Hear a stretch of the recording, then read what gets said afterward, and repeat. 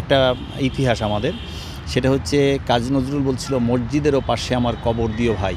এবং এই যে মানে দেশে ওনাকে তো শেখ মুজিব এখানে নিয়ে এসেছিলেন, এবং শেখ মুজিব আনার পরে এখানে ওনাকে জাতীয় কবি আমাদের এভাবে তাকে স্বীকৃতি দেওয়া হয়। এবং আরও যে বিষয়গুলো এখানে সবচেয়ে বেশি ছিল সেটা হচ্ছে কাজী নজরুলের যে চেতনা, এই চেতনাই আমাদের মুক্তিযুদ্ধ হয়। আমাদের মুক্তিযুদ্ধের প্রত্যেকটা পরতে পরতে কাজী নজরুলের সমস্ত বিষয়গুলো এখানে জড়িত ছিল। এই কারণে ওনার সমাধিটা এই মসজিদের পাশে করা হয়। এবং এই যে করার জন্য আমাদের সেই যে স্বাধীনতার স্থপতি শেখ মুজিব এবং পরবর্তী জিয়াউর রহমানও তাই, জিয়াউর রহমানও যখন সেনানায়ক, তখন তারও প্রচুর অবদান ছিল যে এখানে সমাধিটা হোক।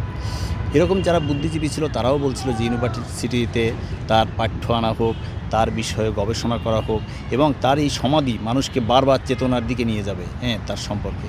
এবং আমাদের এই যে কাজী নজরুল কিন্তু আমাদের প্রত্যেকটা পরতে আমাদের জীবনের সাথে মিশে আছে।